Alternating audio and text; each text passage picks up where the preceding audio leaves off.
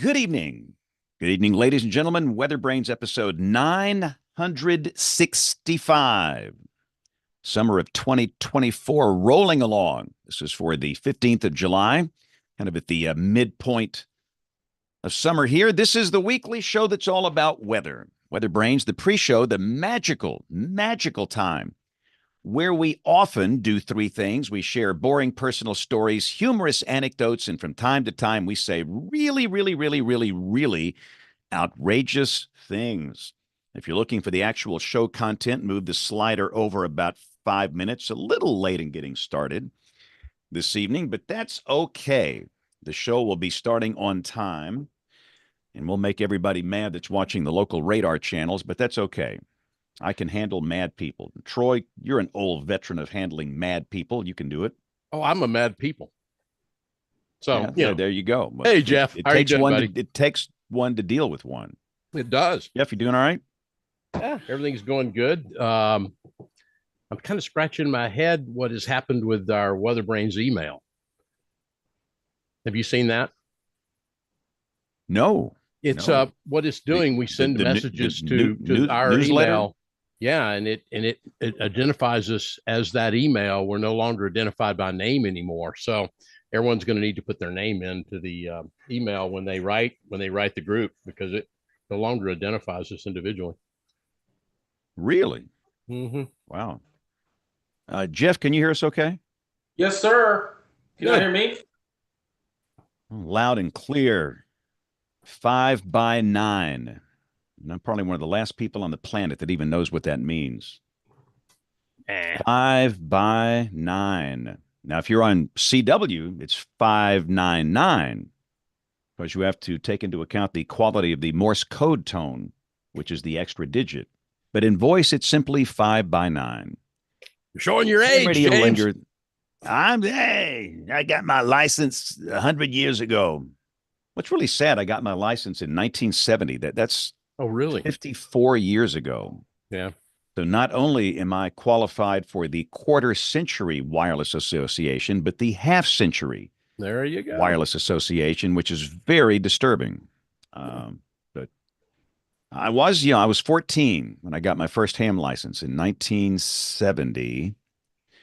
Got my novice, and then I upgraded the next year to general, upgraded the next year to advanced, upgraded the next year to extra. And back in those days, you had to go before an FCC examiner to take the tests. Yeah. And so I would get on a Greyhound bus.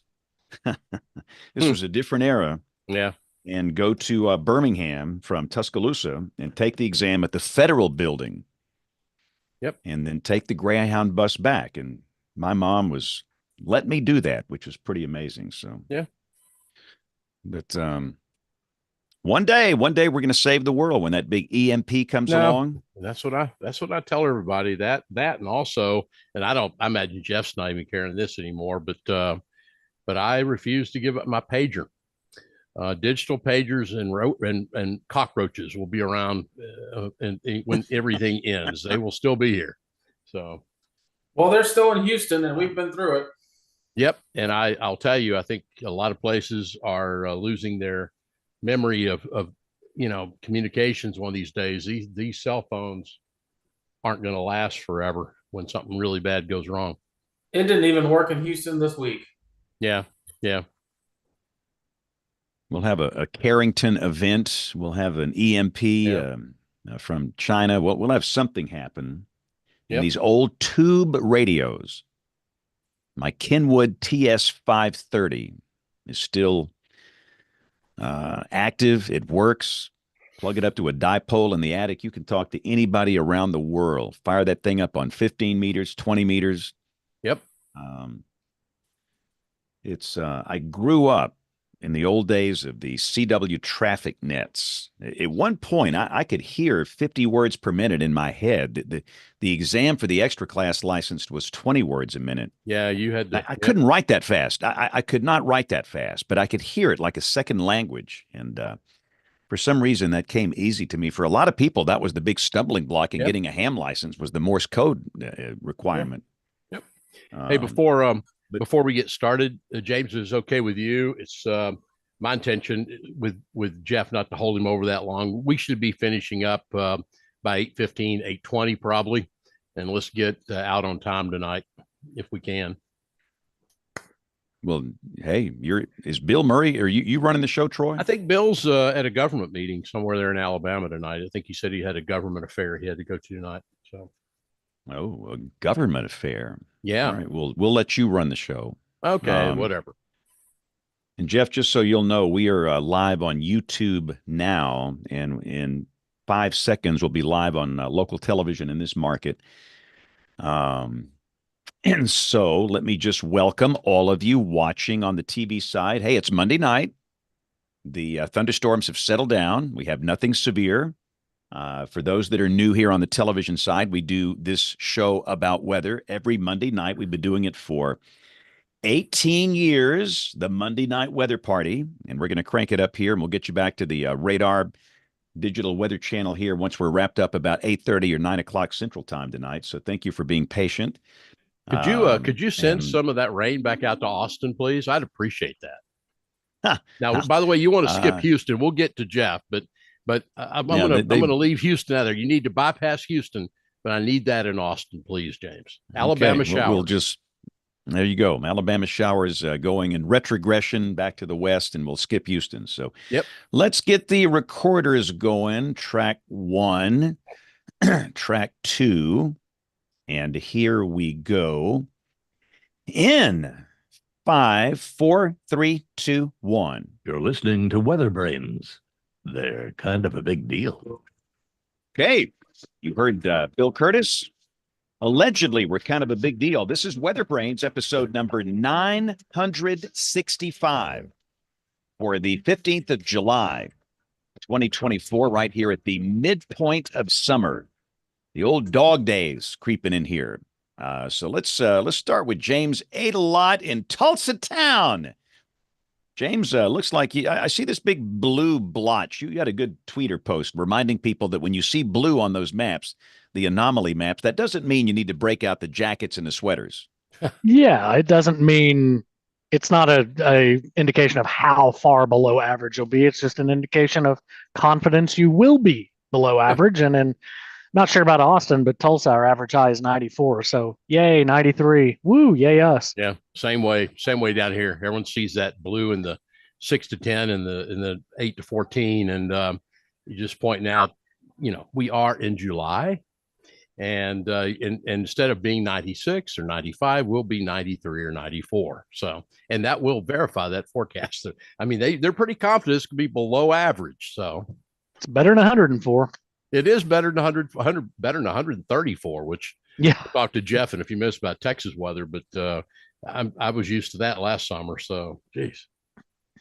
It actually looks like over here in the deep south, we're going to stay below 80, or sorry, below 90 for at least 8 consecutive days, which is that's a party right there. That's a good thing.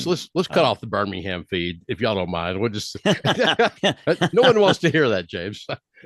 Yeah, it's just like wow, and we'll have some beneficial rain. I mean, the whole thing just looks good. And while we're kind of talking weather real quick, I thought I would mention this for those that are watching live. We do have this going on here, which is nasty looking. For those that are listening, this is we'll later understand how you're going to call this a derecho, a MCS, but whatever. This is nasty. I wouldn't want to be south of Rockford at this point. That doesn't look good in there. No, or southwest. And again, we're at 7:03 on the 15th here, but we've got 3 active tornado warning polygons. But the greatest concern could be the the straight line winds with that thing. That just looks nasty, and that'll be coming into Rockford and then down toward DeKalb, Illinois, which had the chance to visit earlier this year at Northern Illinois University, then right into Chicago, and SPC up the risk level from 3 to 4, a moderate risk. So it's going to be a rough ride for Chicago tonight. But let's bring in our correspondent from Central Oklahoma. Kim, how are you? Thanks for joining us. How's life? Hey, Kim. Hey, guys. Well, it is so much, I guess better here, I suppose, in that we're not worrying about being the target of storms. But I'm with you all on the heat discussion. I'm done. I'm just done. So I'm very, very excited about that below average temperature business that could go on. I am also interested, though, in keeping an eye on what's going on as the storms enter Illinois and head toward the Chicago area. And interestingly enough, this is the area that our meteorologist in Congress covers, this area of northern Illinois outside of Chicago and with Rockford. So I think as I've been following him on social media, he's been continuing to message about the weather to his constituents. So hats off to him. I think that that's an amazing way to connect with the people that are in your district, and it just goes to show how important weather is to people. And like it crosses the aisle, crosses lines, and it affects so much of our days. So if you haven't started following him, now might be an interesting moment. Yeah, absolutely, and I totally agree. That's outstanding. But Troy, let's roll right into the show here. We got Jeff. We got some very fascinating topics to discuss here with him. So let's go. We're going to do that. But one thing I want to say, guys, and I wonder about this, Kim and James and Jeff, for that matter, and everybody, is I wonder if we see this unsettled pattern, which it appears that's in the offing over the next couple of weeks. And my question is, do we pay for this dearly once we get into the month of August? At some point, just Mother Nature said, okay, enough's enough. Now I'm going to turn on the sauna times 2. So I kind of wonder what's going to happen on the or September. Yep, that's true. You're right. Yep. We are very, very. I'm sorry, Kim. Go ahead. Oh, no, I'm sorry. You know that you're in the Southern Plains for a long time, when even things that are a reprieve are always caveated with, well, how is this going to come back and make things worse later? No, we're getting a lot of rain now, but that's going to mean that stuff grows, and then we're going to have allergies, and it really is an endless array of things down here. Yeah, if it's not one thing in Oklahoma or Texas, it's what? Something else. So all the other things. Yeah, all the other things that kind of go in there as well. Guys, we're very fortunate tonight. This is a good friend joining us tonight on WeatherBrains. He joined the Harris County Flood Control District back in 2003, I think, as the district's first meteorologist. One of the really kind of the first precedents he set in many cases. Jeff Linder is with us tonight, and his primary role is director of the Hydrologic Operations Division and the Harris County meteorologist as well in the Houston area. Jeff implements regular communications, multiple agencies, elected officials, media partners during episodes of severe weather, during activations. Had the chance earlier this spring to go over and spend the day with Jeff, part of a National Weather Service project, a workshop that we were doing over there, and really impressed by all the work that he has done. Jeff oversees the operation of the district's flood operations and the flood warning system, the flood forecasting efforts. Jeff holds a Bachelor of Science degree in meteorology from Texas A&M University. He's a prominent figure on the topic of weather forecasting, weather impacts, and emergency management activations for county officials during inclement severe weather conditions. Linder, who became widely known, probably most widely known for his constant reporting and I might point out just really calm demeanor during Hurricane Harvey, which is a time that there weren't a lot of people calm. And he did such a tremendous job there. He's a great personality for millions of the residents in the city of Houston. Everyone knows him. I guess that's good, Jeff. But we welcome you tonight. By the way, Jeff has been recognized numerous organizations, the AMS, the American Meteorological Society, City of Houston, local, state, federal organizations in efforts for weather communication, Kim, and for public safety as well. With that, Jeff Linder, welcome to WeatherBrains tonight. Oh, absolutely. Thanks for having me. This is great. And it's not like this. I think this show title ought to be "Timing is Everything." Because we've come out of this recent event. I want to find out a little bit more about some of your recollections with Harvey as well. About this, guys, this is an amazing story, and Jeff may not appreciate me telling it, but on the social media, about 3 or 4 weeks after we had our National Weather Service workshop there in Houston back during the spring, the derecho event. I think it was that, Jeff. And all I saw in Jeff's thing, I don't know if y'all saw it or not, but you see this picture of his office. It blew the window out in his office, and Jeff's just sitting there with one social media picture, and I'm sitting there going, well, how often does that happen? Jeff Linder, you've kind of been through it all. And then in the middle of all this, we again have your office, the windows being blown out in that severe weather event here about a month or so ago. So tell us a little bit about, I know we're going to avoid some of the stuff in regards to what's causing all the power outages and everything, because the damage during Beryl is pretty substantial. But how are we doing tonight as far as the county and the city is concerned? Are things starting to kind of get back to normal? Although I'd hate to use that. Yeah, I think as anybody who's been through a significant weather event knows, it's the new normal, right? So it's not going to ever go back to what it was before Beryl or before anything that we've ever had here, and so it's the new normal. And the electricity is coming back up. The major focus right now is getting debris cleaned up. We're looking at anywhere from a month to potentially 2 months for the first pass of picking up all the debris. And just to be clear, a lot of this is vegetative debris. There's already this narrative out there that this had to be stronger than a Category 1. This had to be something worse than it was. And we don't see roofs torn off homes. We don't see windows blown out. We don't see a lot of structural damage. It's mainly vegetation, trees, and then the power infrastructure that took the hit. Now down on the coast, we've been doing storm surge survey the last 3 days. We did see some structural damage down at Sargent and today at Surfside. Some greater roof impact. The porch covers, the porches kind of blew off. But in some structures, some homes lost some of their roofs, but it wasn't widespread. This was very consistent with a strong tropical storm and weak low-end Category 1 hurricane. And that's exactly what the observation sites, for the most part, that sit up showed. And I think for Houston Galveston, this is a wake-up call. This is that, oh my gosh moment that, are you kidding me? 55, 60, 70 mile an hour winds did this. I can't even wrap my head around what a Category 3 looks like then. Because there's certainly folks around here that think this was a Category 3 hurricane, or they got hit with a tornado and all that type of stuff, and it's just not it. I think it's the realization of what really strong winds can do. It doesn't take a lot of wind to blow down trees and knock down tree limbs, and we've had a very wet spring and early summer here, and so uprooting a lot of these trees, they just fell over. So yeah, we're getting there. It's everything we tell people to be ready for on June 1.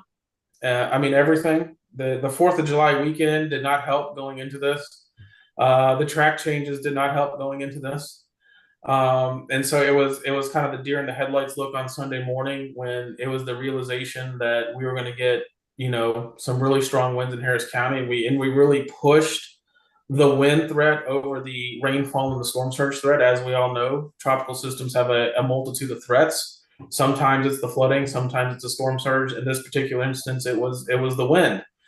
And I think we really tried hard on that Sunday to get that message out there.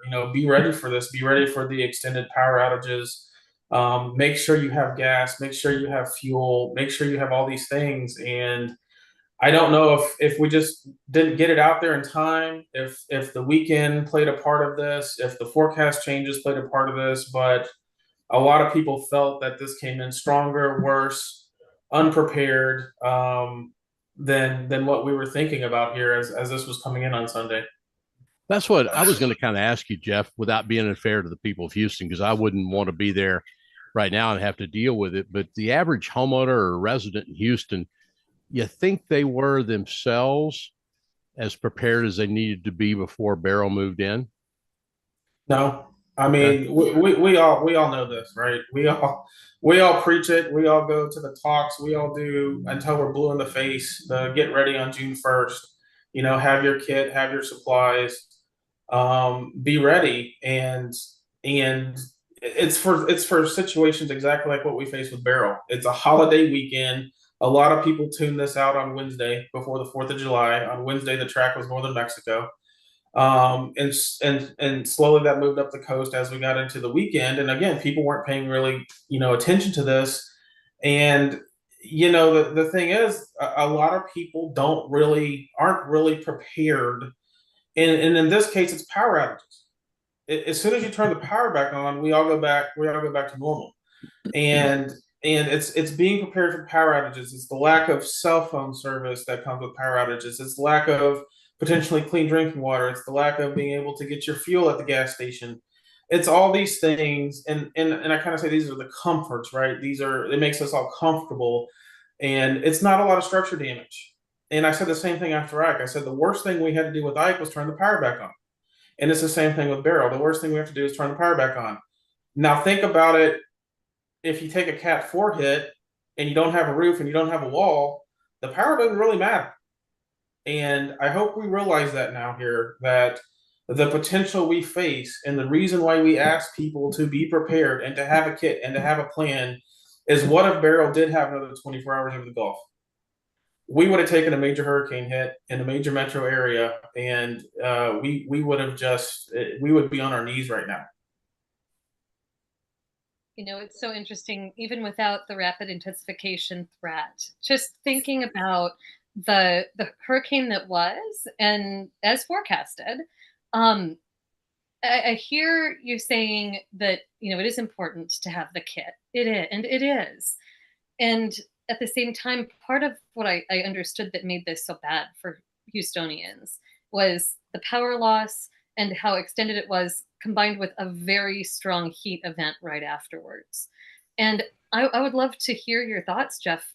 How do you prepare for that, for an extended power outage? And I think part two to that question is, did people really know that that was possible?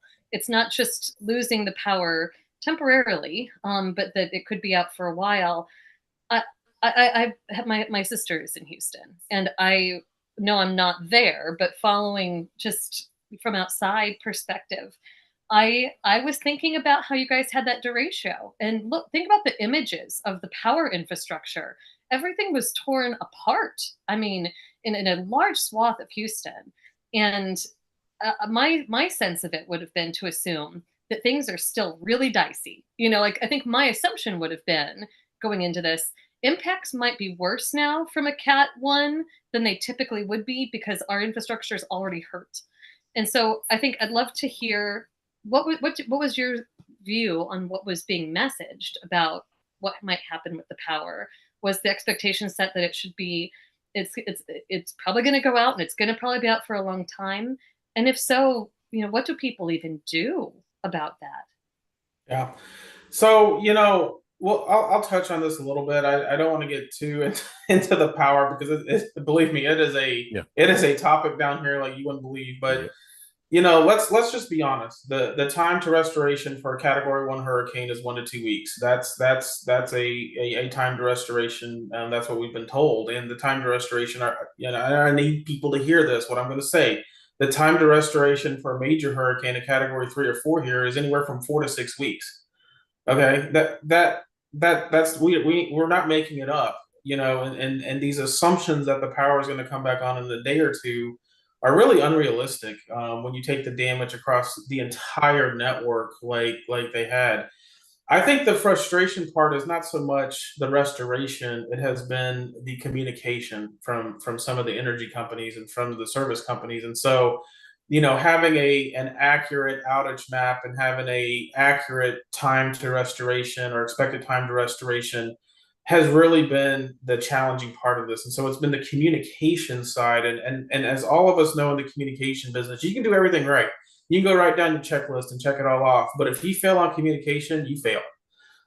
That's it. You're done. You fail. And I think the communication side of this has been a challenge for some of the power companies and everything like that. I don't really think people understood.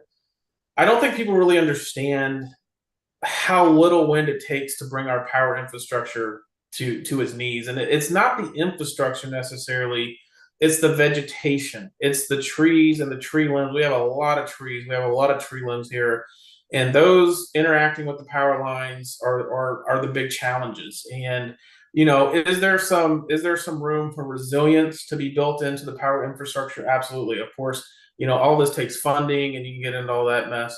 But I think there was, after the derecho, most people were restored within 5 days. That seemed to be an acceptable amount of time for a quote no notice event. This was somewhat of a notice event, but I think there's this narrative of why didn't you pre-stage? Well, you don't put thousands and thousands of crew people and materials in the path of the hurricane. Okay, that's not smart. So you keep them outside of the impact zone, and then you surge them in after the event's over. Obviously, as we saw on Friday, you'd have been sending everybody to Corpus Christi or Victoria.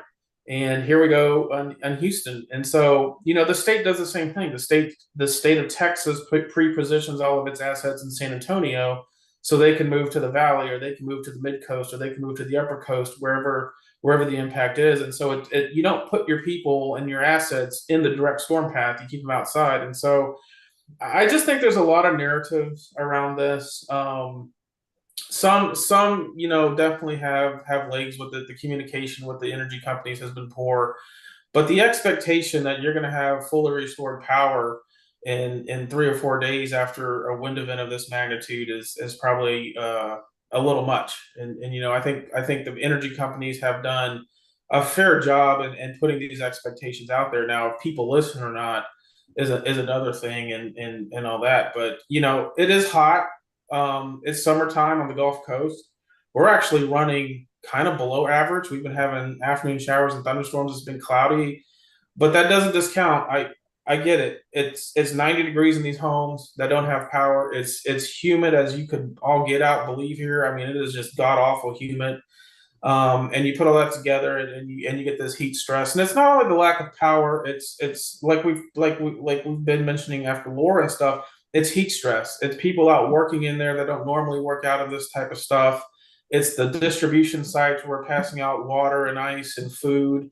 It's a lot of heat stress. And so we've been really stressing. The Weather Service here lowered our heat advisory criteria from 108 to 105 to kind of bring that messaging to the forefront of hydration. If you don't have power, go get in your car for 5 or 10 minutes to cool down your body. But this is nothing that you haven't faced in New Orleans or Mobile or any of these places that have been hit with August hurricanes. It's grossly hot and humid after their aftermath. That's true. And so with that in mind, I can't help but reflect on the typical messaging that I've seen for preparing for any natural disaster. Well, I should say natural hazard that can become a disaster. Is 72 hours, have 72 hours of materials on hand.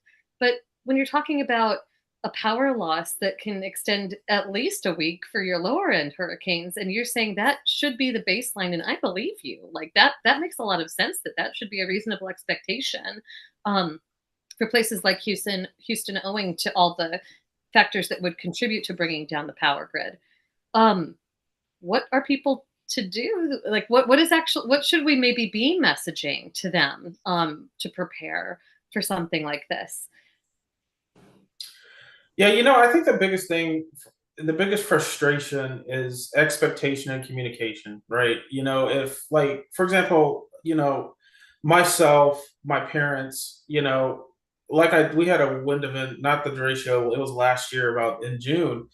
And, I flat out asked, the power company, I said, hey, are we talking hours or days? And as soon as they said days, I just passed that along. I said, we're looking at days here. I think people have this expectation that I feel like I might be turned on in the next hour or two, or it's going to be later this evening. And the fact is it's going to be days. And you just you either prepare yourself for that and you stay and you deal with it, or you make other arrangements. And I think that's an important aspect of this. And again, I think the companies, the service companies here could have done a better job of coming right out the gate and saying, look, this is not hours, this is days, this may be weeks, but it's not hours. And you need to take whatever actions you want to take to if it's life safety and life saving, you need to move yourself quickly to somewhere where you can have that opportunity. And second, understanding this, if you want to go relocate or move on, this is the hope. And I think that's the thing. A lot of people had hope that the power is going to come back on quickly, and the realization is not. And the other realization is somebody's always going to be last. And there's a lot of hope that I'm next, and I'm not going to be the last person. And I'll give you an example. Myself, during the derecho, I was out 5 days. I was one of the last people restored after the derecho in May. And sure enough, on day 2, I knew that power is coming back. It's coming back today. And here we are on day 5, and I still don't have any power. And like I told some of the neighbors, I'm like, well, somebody has to be last. Somebody is going to be that last person. I know people don't want to hear it. I know people, if they're listening, they don't want to hear this. They're angry, they're frustrated. I understand it. But you know, that's where we're at with all this. You know, guys, I'm fortunate because I'm on Jeff's email list to read what he writes to his users in the Houston area. And I got news for you. The days in advance, or as we got into this event, Jeff is pretty straightforward with people, saying this is what you can expect.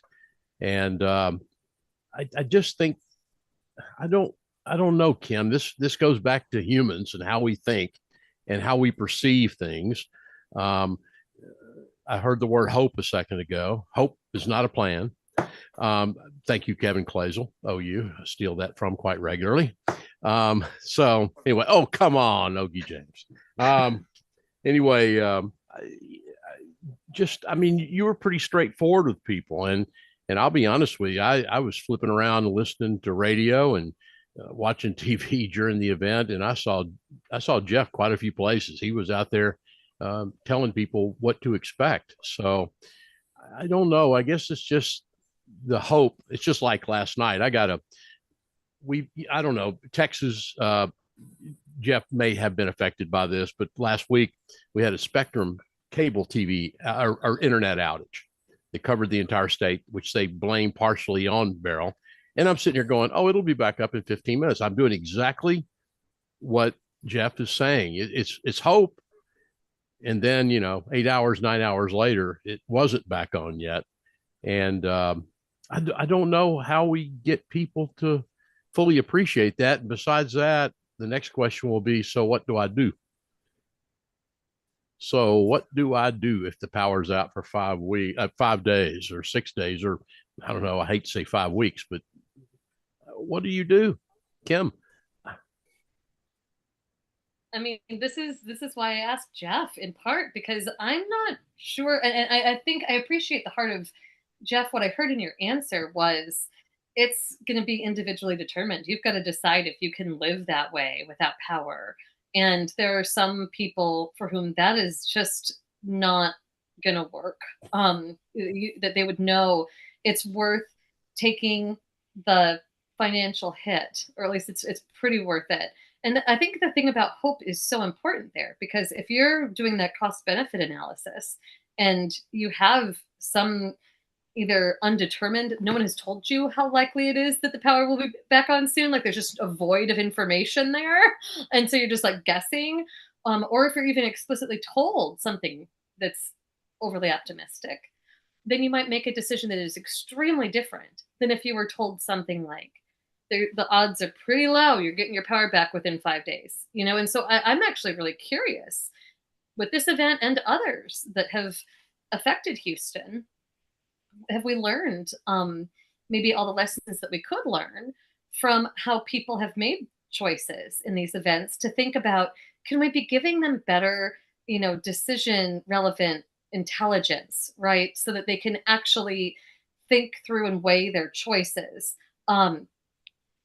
I really do think that those choices are going to look so different if you have a little bit more detail about what exactly you're saying. And Jeff, something that's really striking about what you said was that somebody is always last. It might not be that the companies can tell you, well, you differentiate among populations. Like, all that they can say is some people are going to get it within this span of time. The power will start coming back on at this point, but it could take us up to this amount of time for it to come out back on fully.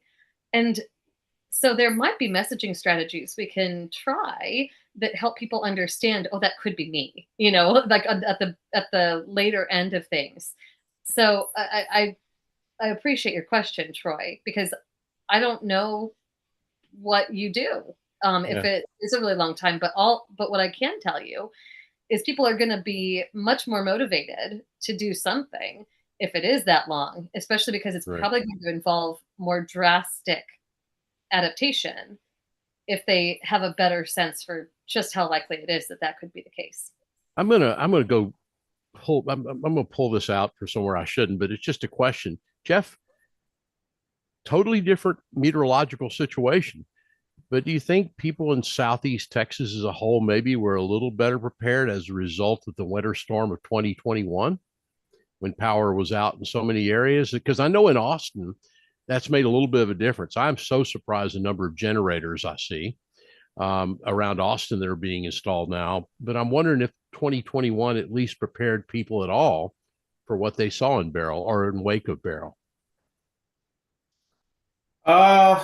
I mean, based on what I've heard, the answer is probably going to be no on that one. And I think what surprised a lot of people is how far inland this went. We're talking power outage and wind damage all the way up into Northeast Texas and Shreveport, Conroe and the Woodlands and Lake Livingston, way far inland, over 100 miles inland. And I think that really surprised a lot of people. I think a lot of people on the north side of Houston were surprised by this. I mean, a lot of people are comparing this to Hurricane Alicia back in 1983 with respect to the damage and stuff like that. And I don't, it's an interesting question you ask. I think there's a lot of people who do have generators now. They have their own gas or propane, or they have the natural gas generators that do the whole house. And there's quite a few of that here.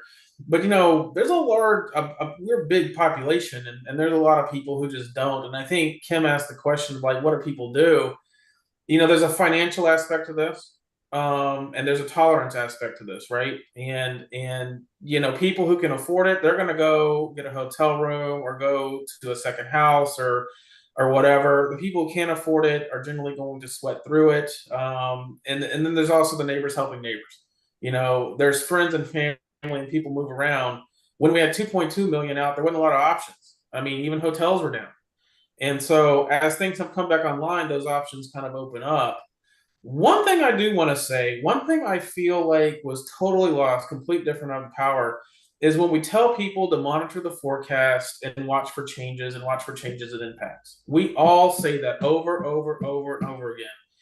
And I just feel like once this track was aimed at Northeast Mexico, people tuned it out. And this whole concept of paying attention to track changes and changes on impacts just went out the window.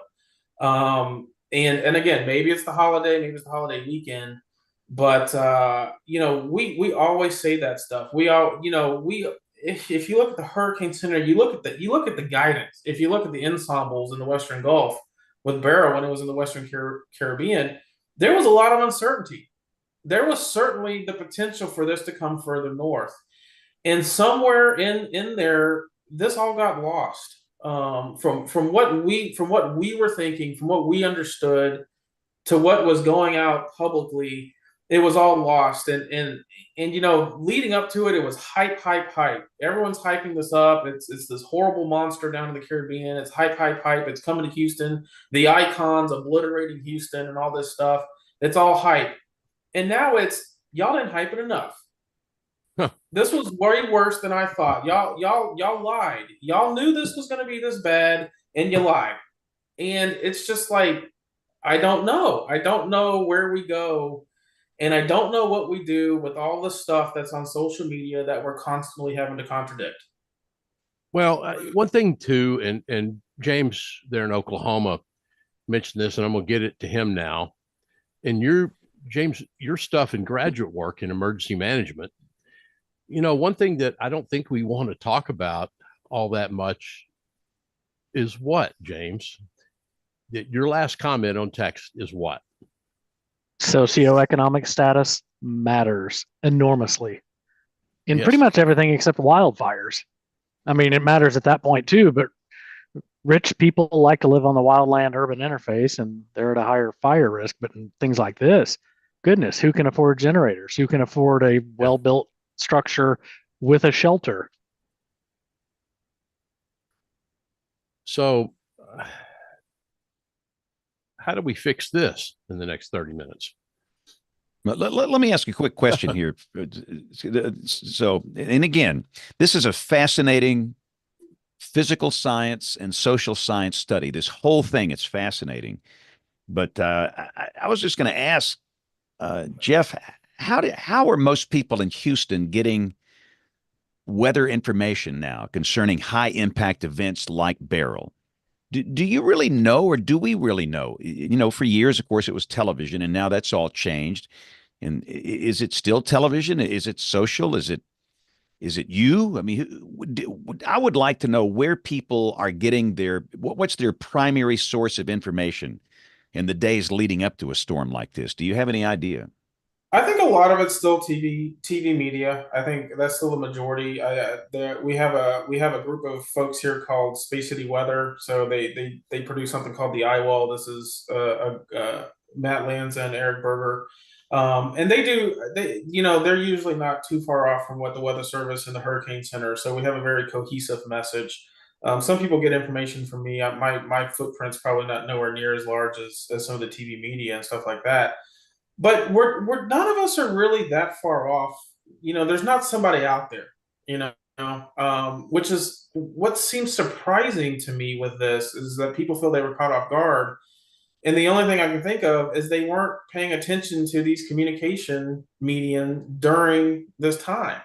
And it was this oh my god moment on Sunday when we're talking 70, 80, 90-mile-an-hour winds in Harris County, and where did this come from? I thought this was going to Mexico. And so we do a lot of work here with the integrated warning team, and we're all on the same page, and we talk in the NWS chat, Slack, and all that now to make sure our messaging is the same. But I still think a lot of people get it from TV media, but there's this general, I mean, y'all see it all the time. There's this general distrust now of all of us kind of in the weather community.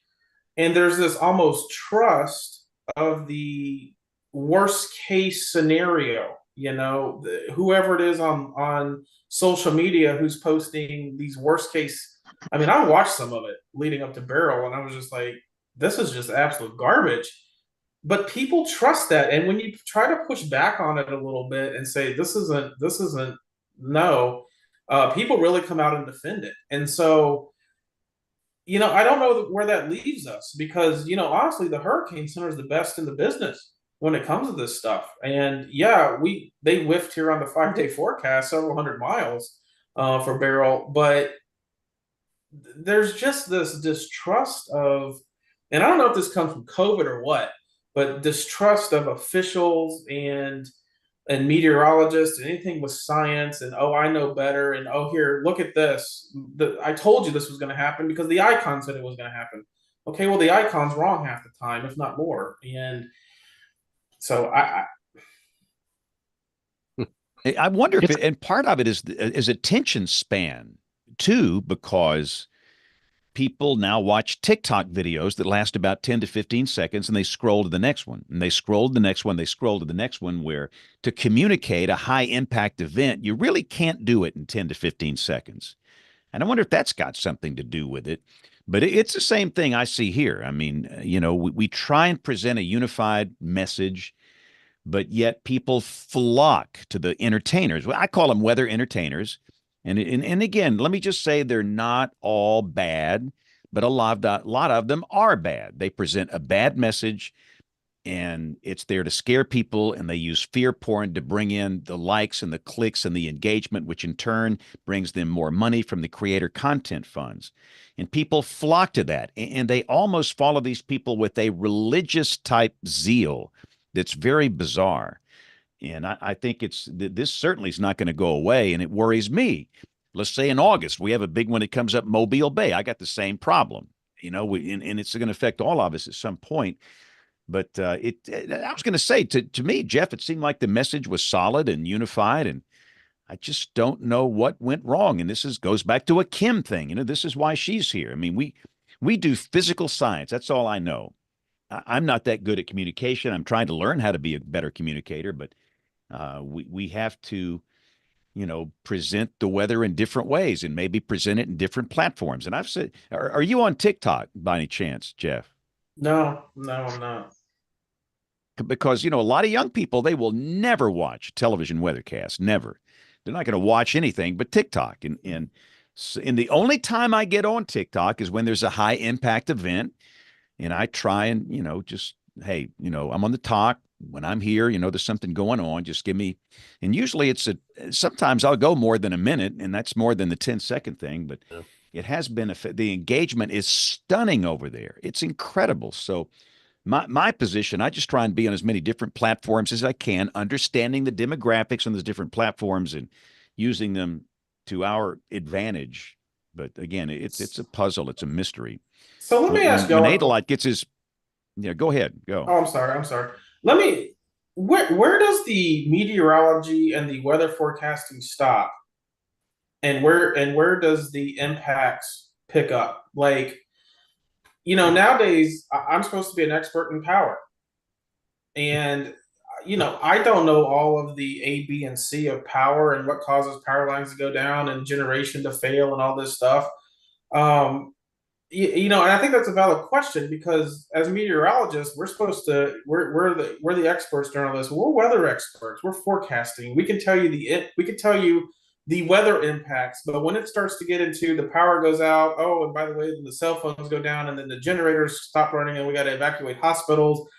That is so far beyond kind of the knowledge that most of us have.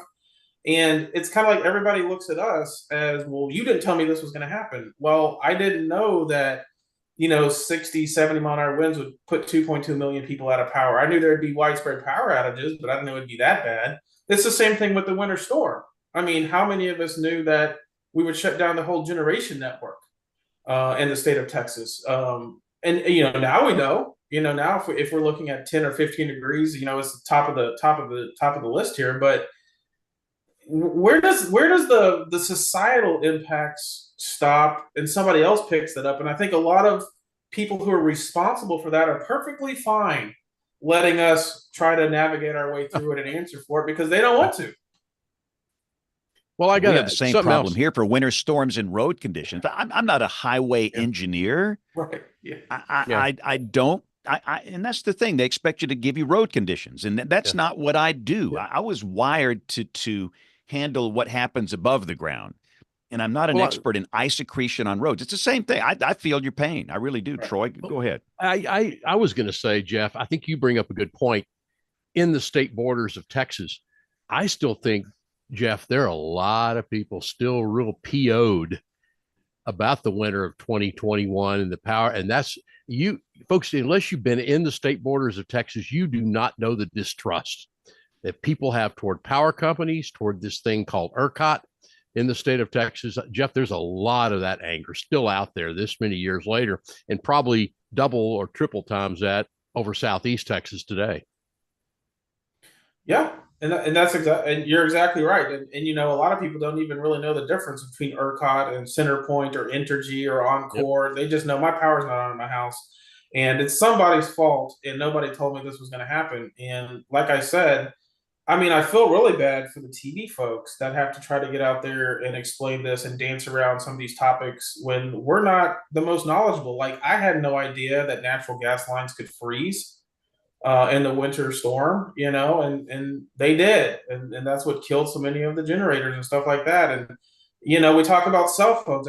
All these cell phones are great and wonderful. Well, they haven't worked very well here in the last week in Houston, because when you lose power, you have these cascading effects of, if the cell phone towers have generator, they don't kick on, then you lose that, or the towers have damaged themselves and you lose cell coverage. And so people were completely mind boggled by the lack of communication with their cell phone, because we've been told since Ike, it's all been fixed.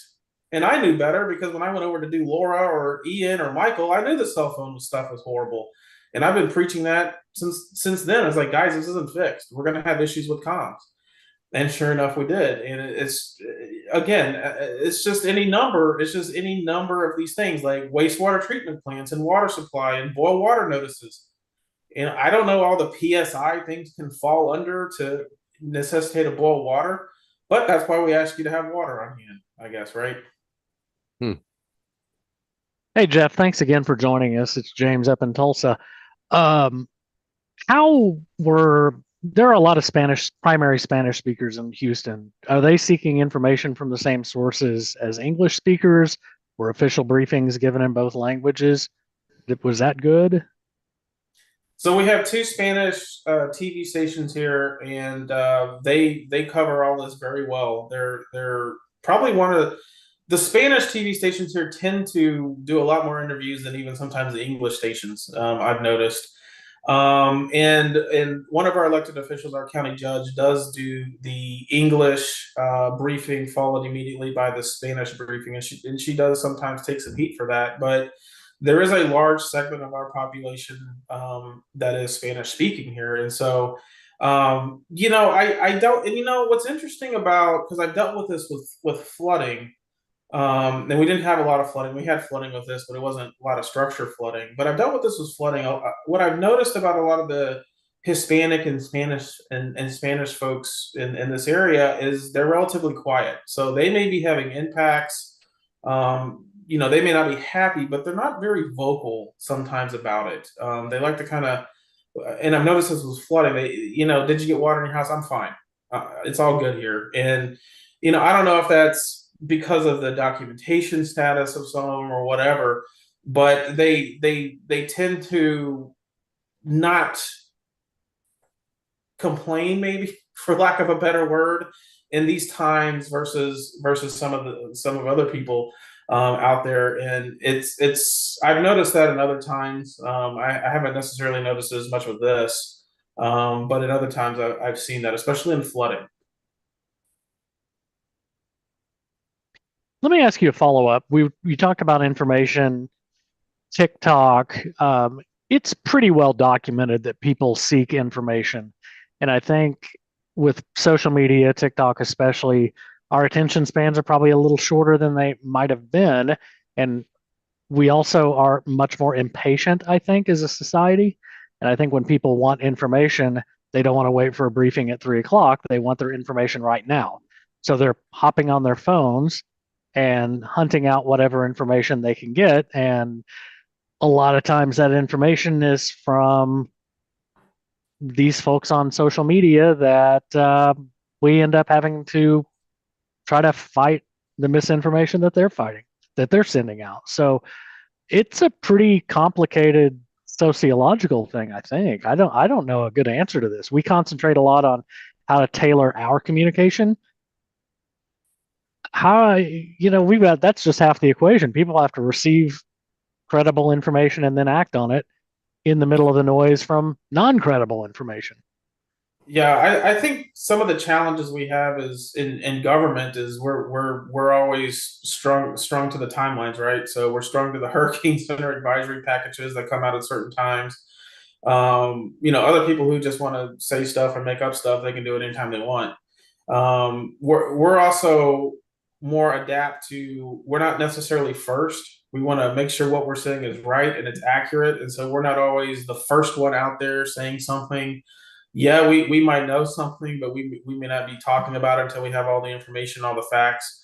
I think what's interesting, and maybe there's a segment of the population, and maybe it's just the segment that I see, but I feel like there's the getting into the models, okay, these forecast models, and everybody can see the models, and there's this narrative that like forecasters, reputable forecasters, that we don't really talk about them, right? So we never really talked about the icon and some of the other models that showed the upper Texas coast. We're always focused on, we kind of hedge toward the European and the GFS and the ensemble mean and all that kind of stuff.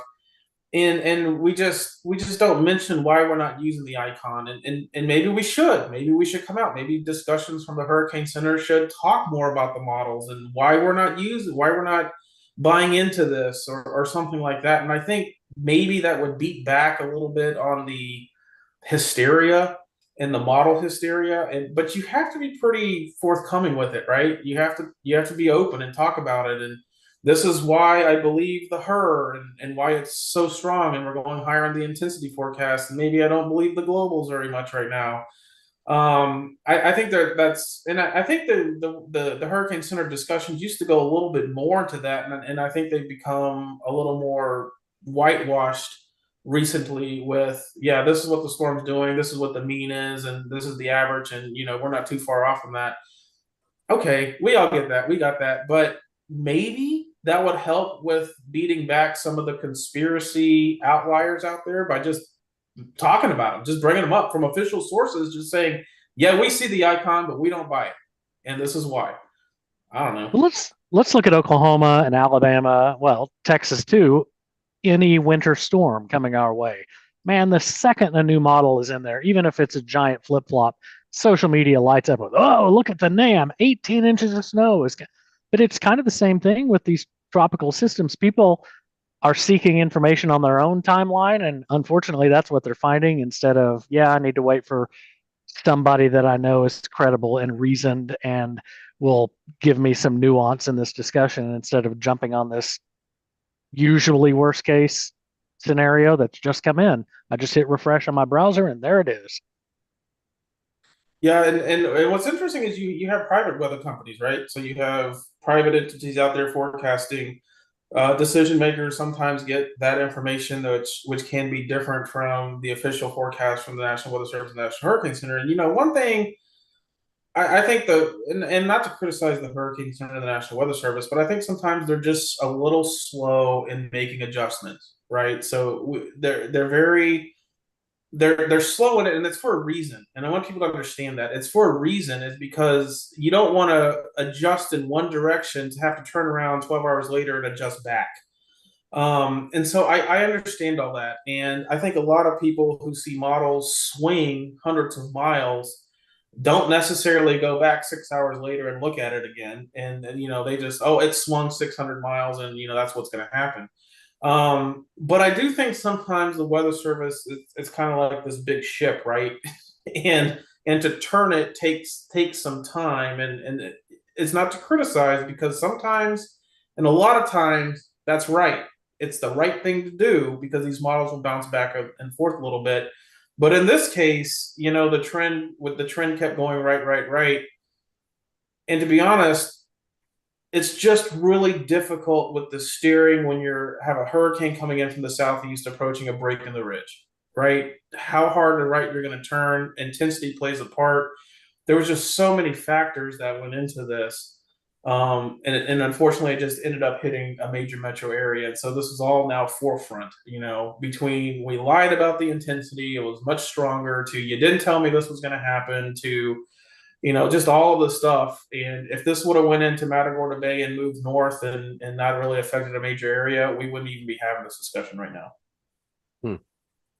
It's so interesting. You've brought up so many interesting points to this. I'll I think make a comment, and then I want to poke a bear. To the point you were just talking about, part of me as a social scientist who is working to support the Weather Service, including the Hurricane Center, something that they're very well aware of, but there aren't easy solutions, is the limitations of some of the tools that they have for communicating the threat. So the cone of uncertainty, for example, that I think we're relying on to have this assessment of, 5 days out, we were so far off.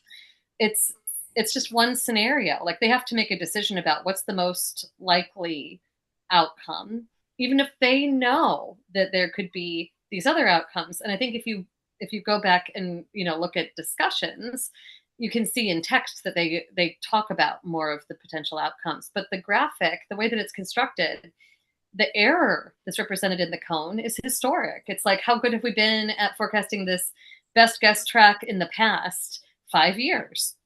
And it's not a representation of the endemic uncertainty. And in this case, for all the reasons you've outlined, there was a lot of endemic uncertainty, and forecasters in our head, we knew this was always in sort of the realm of possibilities as much as just about anything. But it took some time for that to come into view, that was actually the path that was going to be followed by this thing. So I think one thing I just want to have us reflect on a little bit is our tools for communicating forecast uncertainty. And you've mentioned, and if we're going to discount some, and prioritize others, why? That maybe this is part of this. We know people look at spaghetti plots all day, every day, and we're not in that space helping them to understand much about what we see in that. So there's a lot that's in there that is complicated. And I hear you on the frustration with that. I think the bear that I'm looking to poke here is I've heard both that there were communication actors that are out there that like really were fronting the worst case scenario, and that's the message people really want to hear. And there's also, like, at the same time, people were just totally unaware that things could be bad. And I'm sort of hearing like frustration about two very different kinds of outcomes from this, and it's making me wonder, do we have any idea like how well our communication system actually performed? You're hearing, I'm sure, frustration from camps A and B. Like there were probably some people who were like tuned in to the hypey folks and were not at all surprised by what happened. And I'm sure that there were people who were not attentive at all and then were surprised. And overall, what did happen in Houston in terms of individual decision makers? Do we know that there was anything that really went wrong? Did people make any kind of bad decisions that we can demonstrate? Or are they just kind of are like blowing off steam and expressing frustration? Because we kind of hear that after every disaster. You'll hear people say the unholy, ungodly sentence we hate hearing, "I had no warning." And when I have talked with people after a disaster occurs and they say something like that, and I peel into it a little bit, what I come to understand is that they mean, well, okay, I did get XYZ weather information, but I just didn't think it would happen to me. Or I just didn't connect with what this would actually feel like. Like they wanted someone to not, this gets into your impacts thing. It's, not just going through what the hazard will be, but the impacts down to a very like relatable, in their bones kind of level. Everything in our brains fights us when we try to imagine these worst scenarios. Like the normalcy bias, optimism bias work against us in our estimation of, hey, my house could dissolve around me, or whatever the hazard is causing whatever horrible thing. And I don't blame people for blowing off steam or expressing frustration that, oh my gosh, I just didn't know. And it doesn't mean that we failed. It can just mean that this is hard. And so I would like to understand more from you, Jeff. What do we know about what happened on the ground? And do you know that there's anyone who did anything? Have there been, I even don't know a lot about the circumstances of the fatalities, if there have been any. So I'd like to know, what is this you just being frustrated at hearing people's frustrations, or is there something that you've seen that really did go demonstrably wrong? I think I'll compare the derecho and the hurricane, because I think, the derecho was a relatively unforecasted event. We were not anticipating severe weather of that magnitude. Yes, we had a severe risk, but we were not anticipating winds of 90, 100, 110 miles an hour across the metro area. And what's interesting is people seem to have taken that a lot better than Beryl. And again, the derecho was a relatively, 5-6 mile wide path across the heart of the city, and so it wasn't the entire region, right? It was a section of the area. But there was not this. I didn't know this was happening. Their phones went off. We ran tornado warnings and we straight through it. We didn't go severe. We went tornado, so it hit the phones because we knew of the amount of wind and damage that this was going to do. And I got the tornado warning. Something just seemed different. It was so dark and blah blah blah. And I took action and all that. And there wasn't this y'all didn't really forecast that. There wasn't any of that with the derecho. The hurricane's totally different. It has been. I'm surprised by it. I don't know how. We've been talking about the thing. I don't know, 10 days from coming through the Caribbean. But I think people's expectations when you get with tropical weather are different, right? There's this expectation that I'm going to be very aware of what's coming because it's a tropical system, and tropical systems don't surprise us, right? We know what's coming. I also think people use the last tropical event, the big last tropical event, to it's going to be. They compare it, right? As much as we try not to compare. So for most people, Harvey is the last big event here. We've had other tropical systems. We had a very close scare with Laura back in 2020 where we almost pulled the trigger on evacuation, but we didn't. Most people are like, I don't even know what you're talking about with Laura. We had Hurricane Nicholas back in 21, which was honestly very similar to Beryl, except it stayed south and along the coast. And so the strong winds were down along the coast. In this particular instance, the strong winds just got up and across the metro area. And for all the reasons we talked about, was relatively bad up here. And so I don't really, just based on what I see from social media posts and what I've heard, and also dealing with the emergency managers that I deal with, there seems to have been this, hey guys, this is going to be bad. And this kind of like, are you, okay, it's a tropical storm. How bad could it be? And I get that. I mean, and trying to explain in the last 6 hours before landfall, this is going to really strengthen, and if it had another 12, we'd probably be looking at something even worse. And then explaining this is going to come inland and it's not going to weaken a whole lot, right? It's accelerating. It has a decent sized wind field. It's going to bring a lot of wind way far inland. And I think people get hung up on, it's a tropical storm. It's a 70-mile-an-hour tropical storm. It's making landfall 95 miles down the coast at Matagorda. That's nowhere close to here. I don't know. Is the eye going to hit me? Because that's all I care about. All the stuff we always deal with. But there's what's interesting is the weather part of this hasn't quite caught up with us yet because the power situation is so bad. And so a lot of frustrations that could probably potentially be directed at the forecast are being more directed toward the lack of power and the slowness and the poor communication from the power side of things. But there is some fair criticism, I think, on the side of the forecast here. We were a little bit late to the party on getting it up in here, and then trying to convey the impacts as this turned to the right and came up across the metro area. Even though it's making landfall down at Matagorda Bay, we're still going to have significant impacts up here in the metro area. And I think that's always a challenge. We like you talk about the cone. Well, people look at that center line dot on the cone and that's where it's going to be the worst. And I'm over here, so I'm perfectly fine. Nothing we haven't talked about already. And we were stressing that, but I think some of the challenges we all faced as meteorologists here was when the confidence was high enough, when the certainty was finally there, like this is going to be an issue, we were running out of time. And, from a communication standpoint, it just takes time for all that communication to get out there and filter down and get to people, especially over a holiday and especially over a weekend. And we really did not have that confidence until Sunday morning, that this is, that's when the tropical storm warning went up and all that for Harris County. That's when it was, we're hitting it hard. We're hitting it hard at this point. But I just think we were running out of time.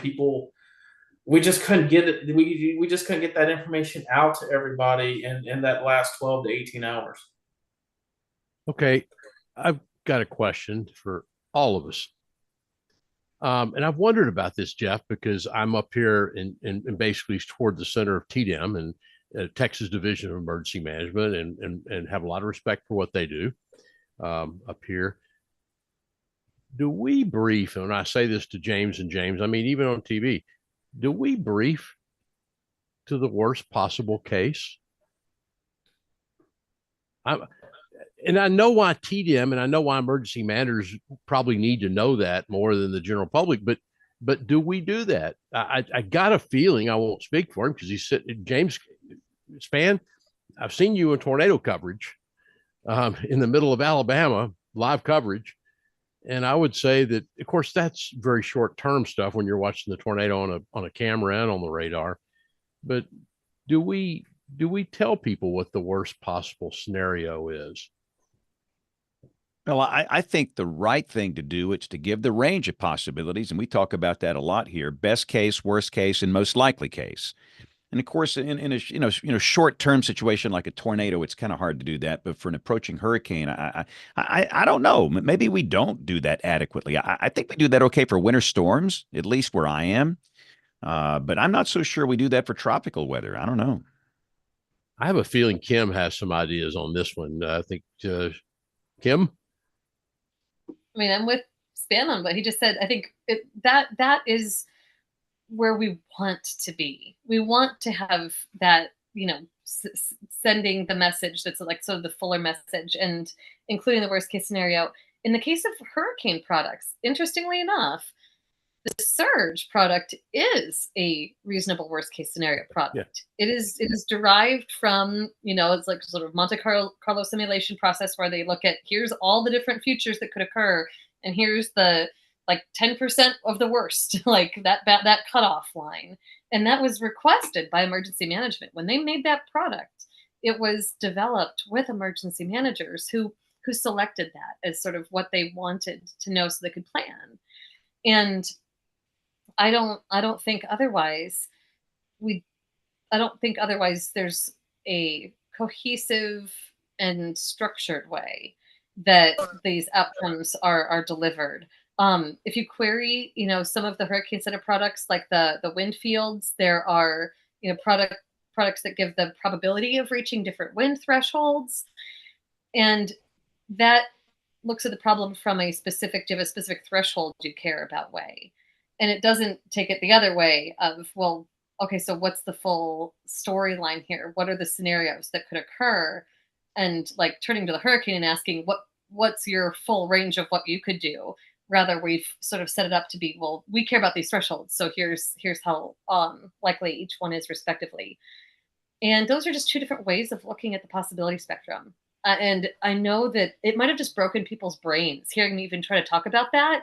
And if you've taken statistics classes, maybe you're trying to imagine a PDF in your brain. Like these things are hard. These things are hard to talk about. Like even for meteorologists, I think sometimes to wrap our head around. But I think they're very important for us to wrap our head around so we can think about what we're even doing. Like what do the products mean that we're putting out? And what is it that people actually need? How can we fill things in and do all of that I'll be really, really honest. Part of what is at heart here at issue is a very constrained budget environment. Like what are we expecting out of a weather service that, we're supporting to sort of like barely exist in some very important ways. So yeah, there's a lot in here that I, as a social scientist, I see on the horizon, like possibly enormous discoveries in communicating forecast uncertainty. They're right there for the taking. And part of the question is just, how do we focus ourselves to tackle that challenge and get it into operations, really?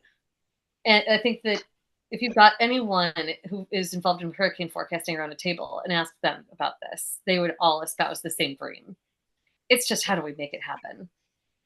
I think, and that being said, I'm going to get back to Jeff for a second.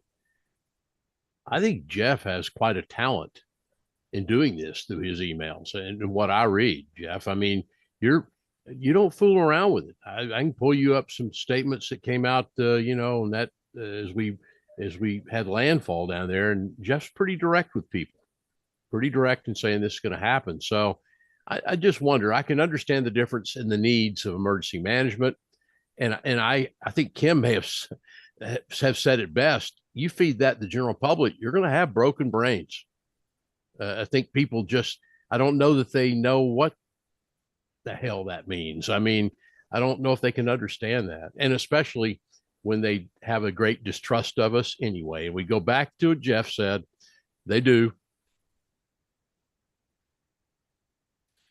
I think one of the things is when we have the confidence, we can be pretty direct, right? I Okay. mean, Yeah.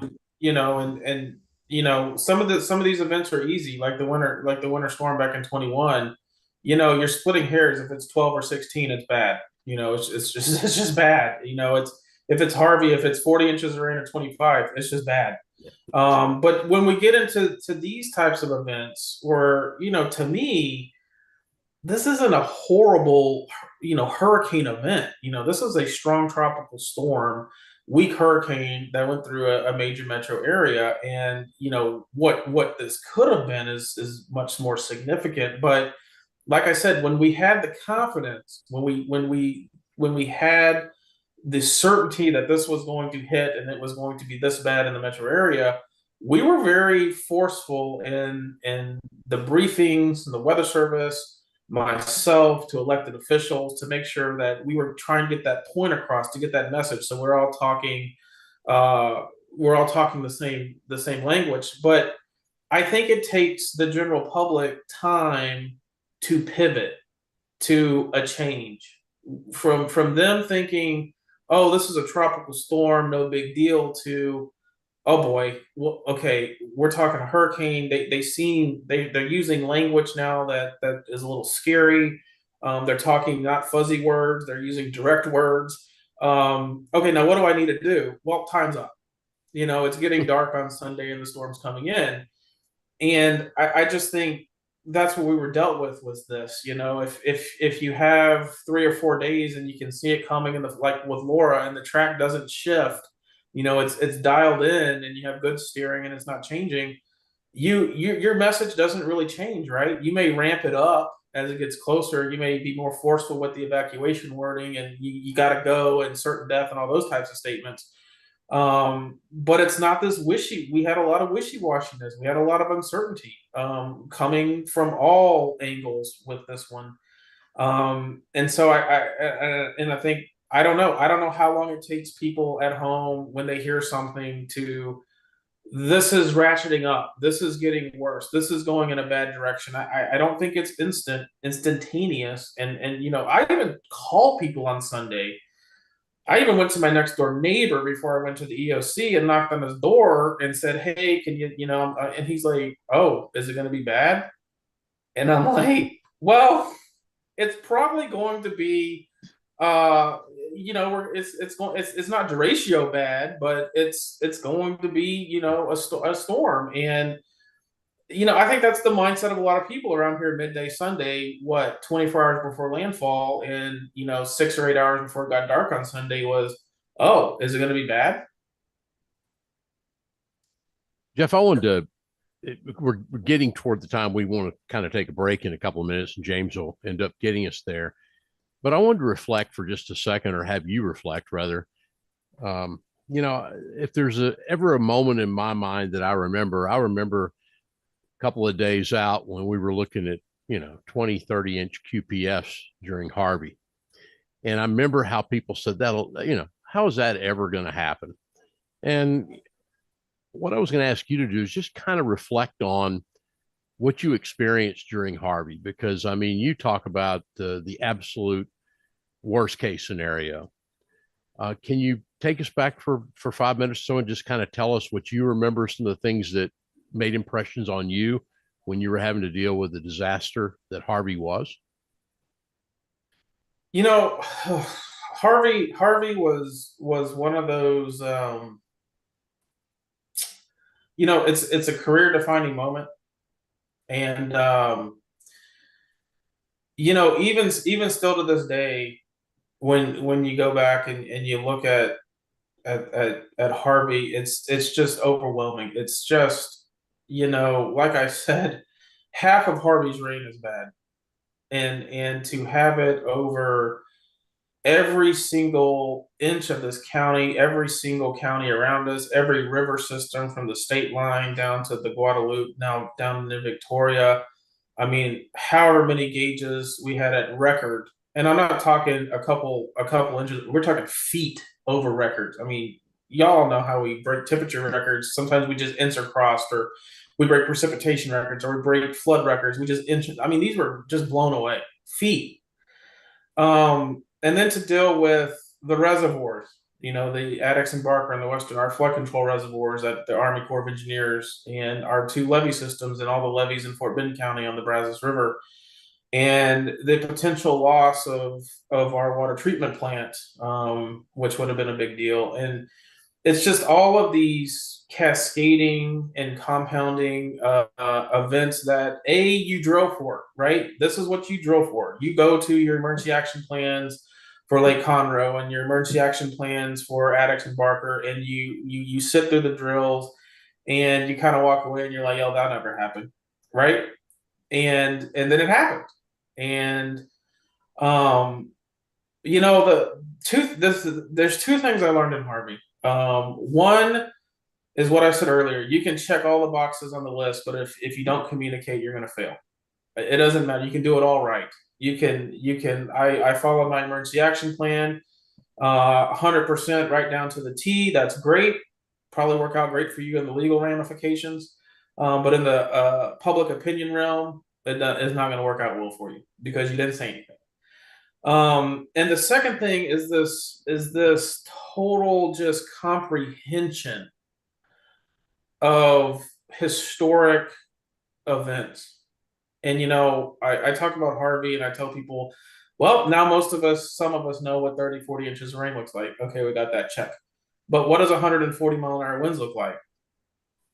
And we don't have the comprehension of that. I think after this week, we have a little bit better comprehension. But there's not a lot of people out there that can say, I've been through 140-mile-an-hour winds. A lot of people think they have. And it's how do we talk about and how do we message is seemingly an increasingly number of historic events and these off the chart catastrophic events, be it rainfall or our wind or storm surge. I mean, you can talk the whole time about storm surge. I mean, I do a lot of stuff with storm surge and surveying, and I talk to a lot of people, and the number one thing I hear is, I didn't think it could be this bad. I've lived through all my life. It's never happened. And the last thing is, I'll never do that again. And luckily you're still standing there to be able to say that, because, there's a certain segment that isn't. But for Harvey, it was just, and it's a blur, for any of us who've ever done crisis weather and communications, it's just a blur. You just keep going, and adrenaline drives it. People are like, well, how did you not sleep, and how did you take all the pressure, and how did you do all this? And honestly, you don't think about any of that stuff. I never at one time ever felt pressure during Harvey. I mean, it's like I know what I'm talking about. I know what I'm doing. You go out there and you say it, and you give the facts. And if you don't know, you don't know. It's a historic event, and I don't know. This river gauge is 14 feet over flood stage. It's never been that high. It's 7 feet higher than it's ever been. It's bad. I can tell you that, but I don't know exactly what it's impacting. And I think people appreciate that. I think people appreciate sometimes when you just say you don't know. And in our business, sometimes we just don't know. And, people don't like it, but they appreciate it. And I think we get it. And sometimes in the forecasting, sometimes we have to just say, we just don't know. And so, we could talk about Harvey for a while, but I'll just, one other thing I'll say about Harvey, I've never seen people come together like they did after Harvey. And I think government was stretched to the absolute breaking point. I mean, we had zero left to deploy and give until the federal assets came in. I mean, that's from the local all the way to the state. If it moved, it was out there. And for normal everyday citizens to go out there and do rescues and pull people out of water and help people clean out their homes and do all that stuff is just a little bit of a reminder of what we can do. what we can get accomplished when we all work together. And it's not always government thing sometimes to come in and save everybody. Yeah, we prepare, we plan, we do the best we can, but there are going to be events, and Harvey was one of them, where we're going to be overwhelmed and where we can't even physically move around.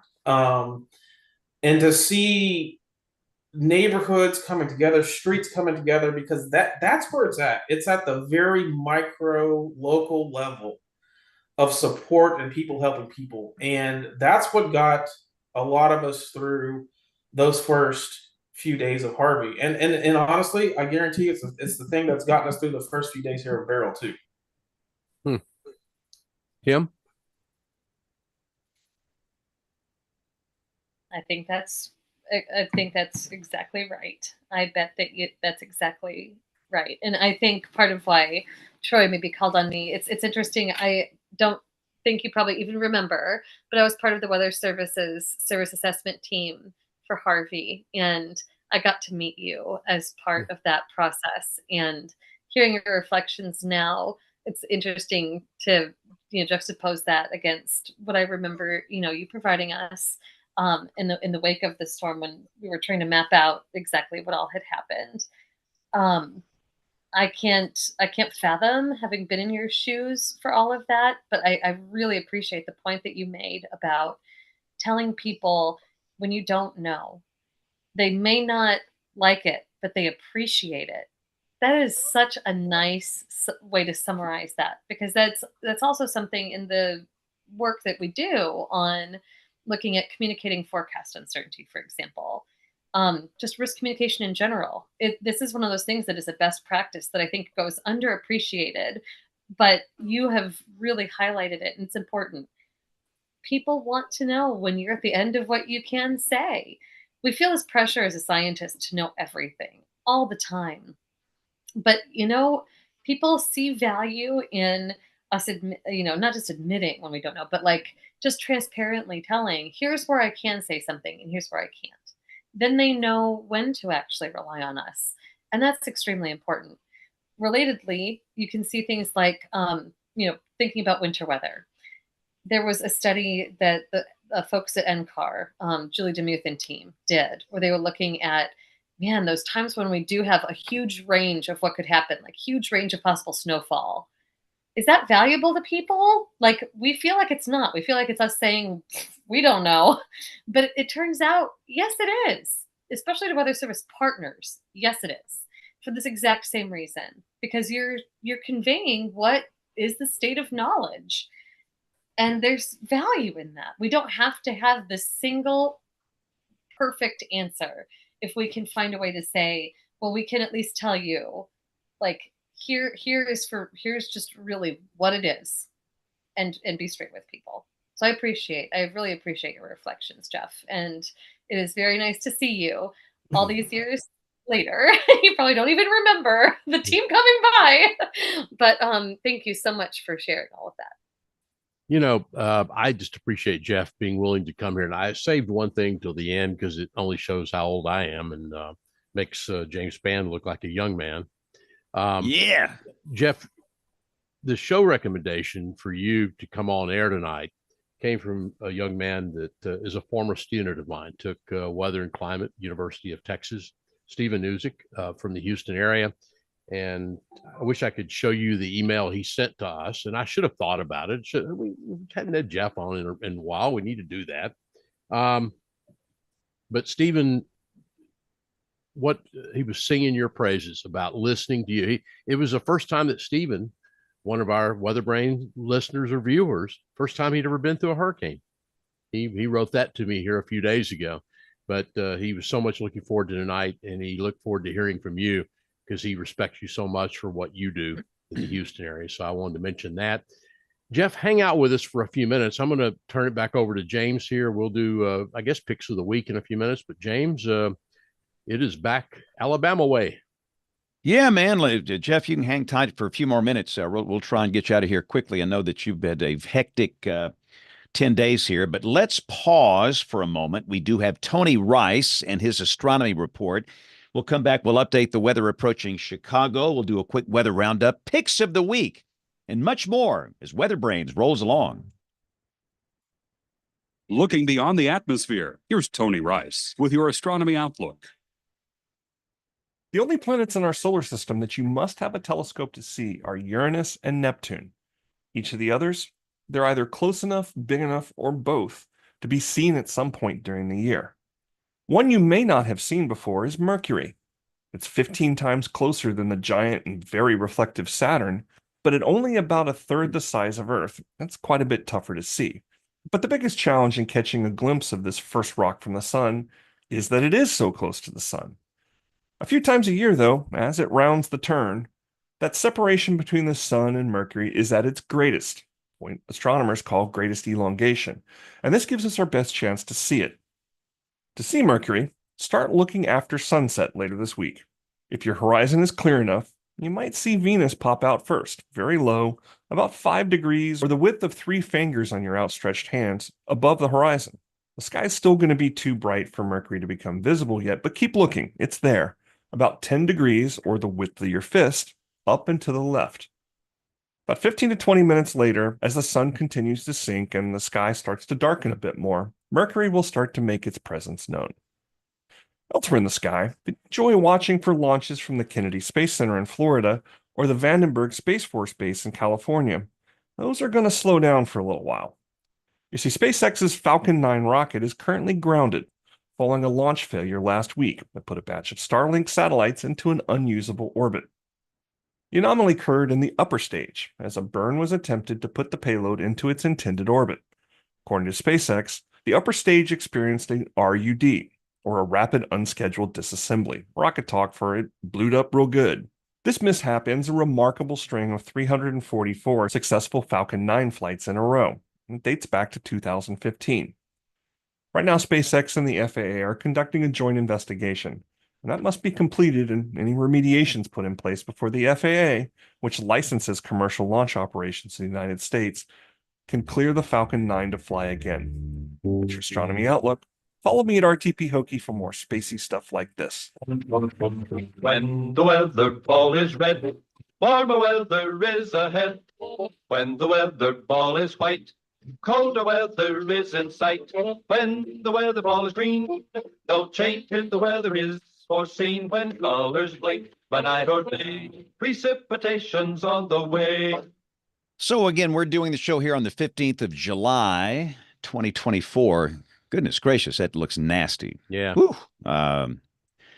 Let's see. 1, 2, 3, 4, 5 tornado warning polygons. Of course, the whole MCS under a severe thunderstorm warning. And again, we've got this just nasty, nasty batch of storms coming into Chicagoland tonight. The leading edge is coming through DeKalb, Illinois, as we speak, and it should be right into Chicago here in a matter of 30 minutes, 45 minutes. So, of course, we've been busy doing the show. I've not seen any reports. Has anybody else seen any reports out of this thing? Probably not, because we're all talking here. Yeah, I'm looking at Rockford observations from the airport. Let's see, I don't see a. Ooh, I do see a peak wind, but it's not all that bad. They don't. Their METAR does not have a wind part of the observation at a little after 8 o'clock Central Time, but strong thunder. That is, you're right, James. That thing looks nasty. And look, the impact of this for Chicago could be like a Category 1 hurricane, if you think about it. Yeah. I don't think that's out of the question to say that. And Kim, you're worried about your friends down at Purdue. Yeah, and I'm looking at just the SPC storm reports. They highlight some of the most extreme wind reports. So, looking at this, there aren't a lot of tornado reports that have come into SPC yet. Now, with QLCSs, I don't think that's that unusual. If there are tornadoes, it might take us some time to know for sure. But certainly the tornado warnings, I think maybe for some of the wind, we're seeing some reports over 90 miles an hour. And so, this is definitely, as you were talking about, one of those events that you think about it like it's possibly a hurricane level thing going on. This could be a rough night in the Chicago area. And if you follow that curve in the bow where sort of the comma is from Davenport south south and east. Follow that line. It's plausible that could head toward Lafayette. For those who are viewing, they can see this getting drawn right now. But I'm concerned about it heading toward Purdue, my alma mater. Of course, the meteorologists there, I'm sure, feel a sense of both dread and excitement as it comes their way. But yeah, this is kind of a bad deal, and it looks like, honestly, the worst of it is that piece, that's sort of in the middle, that Boeing segment where you get the northern end of the comma shape. Yeah, this whole thing, dude, there's nothing good about this. There's nothing good about this whole situation here. So again, obviously, it'll be a long night for our friends in Chicago doing television. And the Weather Service and everybody else working this thing. So, but again, that's obviously the big story here on the 15th of July. Tropics are kind of calm here, so we can morph right into picks of the week if you want to do that and try and get out of here on time tonight. So let's, and by the way, I got to ask Jeff one more question. I love to ask people this after a high impact event like Beryl. So concerning Beryl, Jeff, and I promise this will be the last question of the night. If you could wave a magic wand and go back 2 weeks, what would you change in your messaging and what you did for this whole thing? Or would you change anything at all? Boy, that's a good question. I think I probably would have put a little more uncertainty in the Western Gulf and not sold off northern Mexico so fast. I think I think that's kind of, I certainly bought into northern Mexico. I think a lot of people bought into northern Mexico. I thought we would have a pretty good idea by the time I got to Jamaica where this was going, which was northern Mexico. And well, we all know what happened with that. And so I think adding more of the uncertainty aspect in the Western Gulf. I think we did a decent. I think I did a decent job, and we did a decent job on the intensity side. We kept that open. But the track, I think we kind of honed in on northern Mexico and kind of rode it, and we sort of paid for that in the end. Yeah, and again, I like to learn from case studies like this, and again, the first thing I do after we complete a big high impact event is go back and think, what in the world should I have done differently? And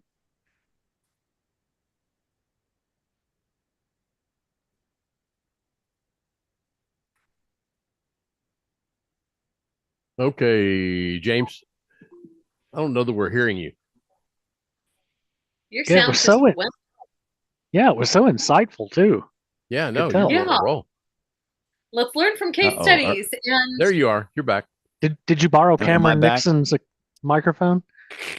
Well, no, one of our two boys called me on the phone, and you know that rings every device in this room here. It rings the computer, rings the tablet, it rings the phone here, and apparently one of the things grabbed the audio. So that's what happened. So sorry. You know, you'd think this bonehead would know after 16 years we do WeatherBrains on Monday night. Don't call on Monday night. All right. So anyway, let's do picks of the week, and this is where we share something that is weather related. Let me be sure the recorders just the recorder looks good here. So my pick, last night Chicago had storms about midnight, and yeah. Barry Butler takes the most amazing photographs. If you've never followed him, you need to do that. I think his X account is Barry Butler 9, but just search him out and you'll see him on the social channels. And what this man has done in terms of capturing weather, it's stunning. And the shot he took last night at midnight with 3 lightning strikes hitting the 3 tall towers in downtown Chicago was just stunning. And it was one shot. It wasn't stitched together. And I told Bill Murray, we got to get this guy on the show. We need to get him on here because so many people are interested in weather photography. So my pick of the week, it's going to be it's got to be an award-winning photograph by Barry Butler in Chicago at the thunderstorms they had, not tonight, but last night. Yeah. All right, James, ate a lot. You got a newscast coming up, so let's get you out of the way. What's your pick of the week?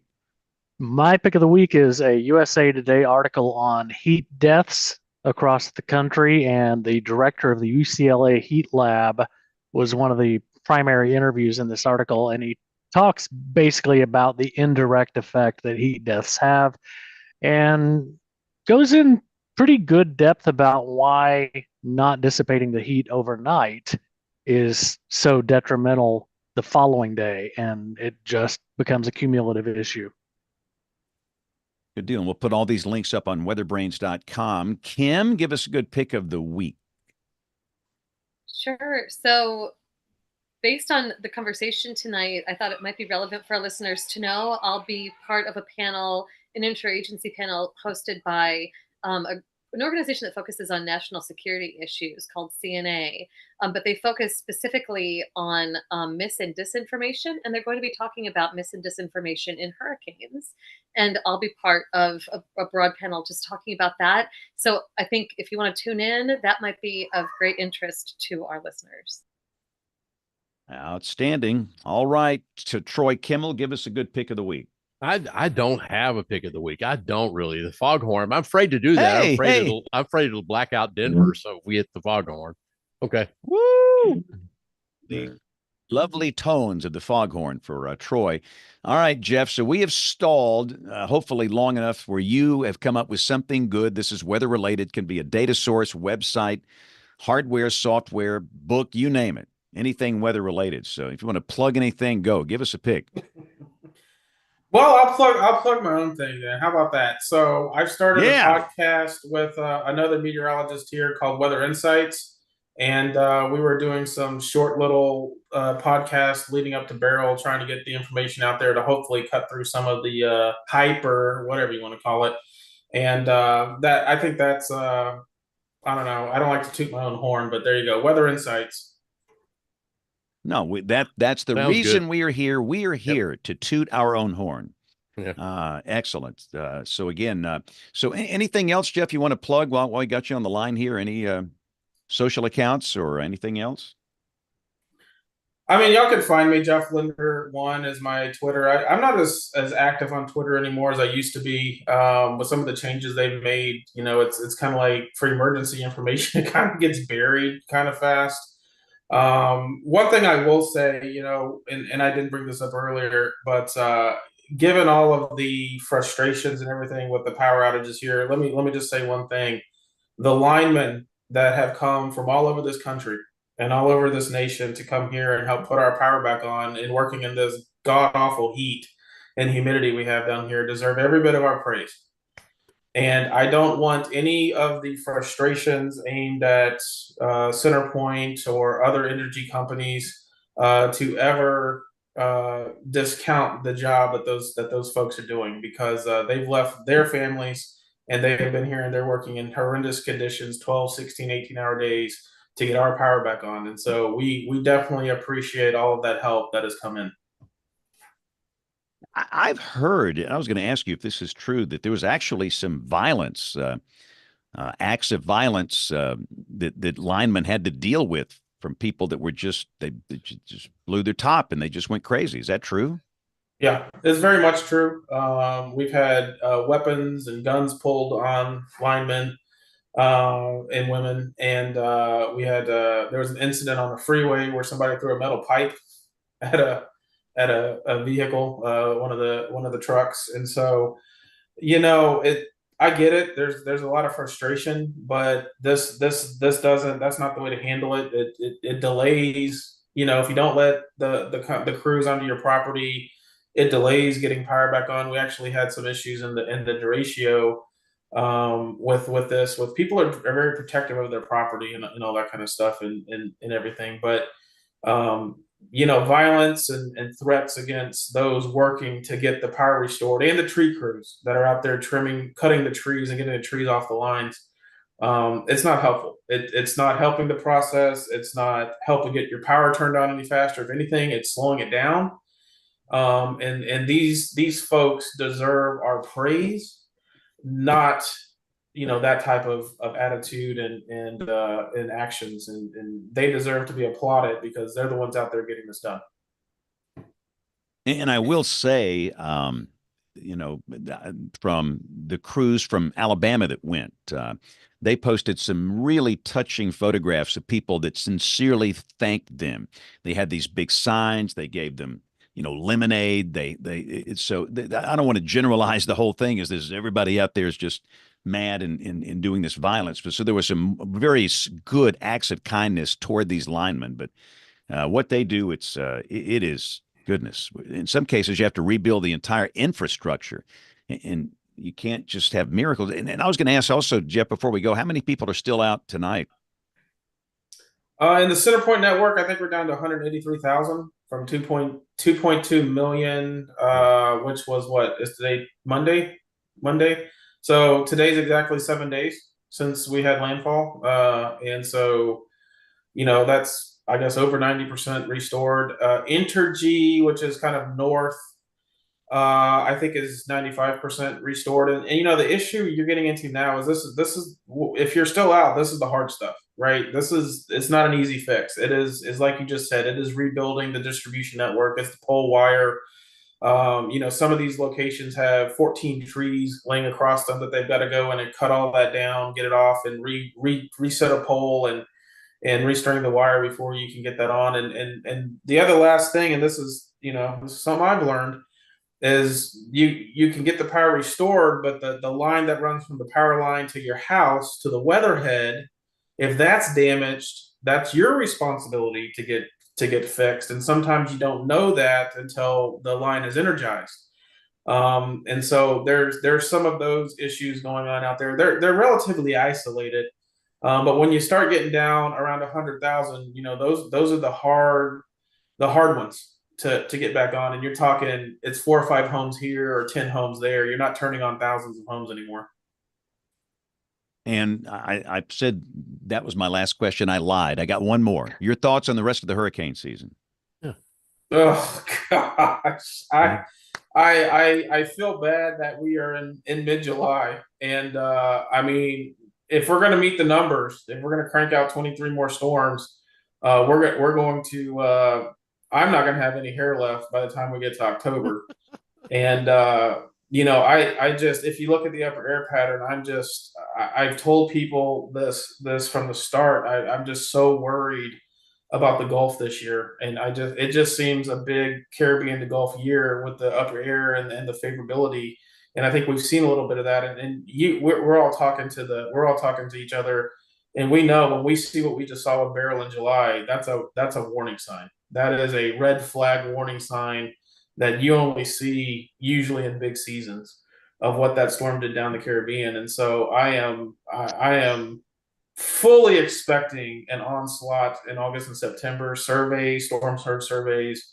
And unfortunately, I think the U.S. and the Gulf Coast in the U.S. is probably at particular risk this year. It just looks like a Western basin year.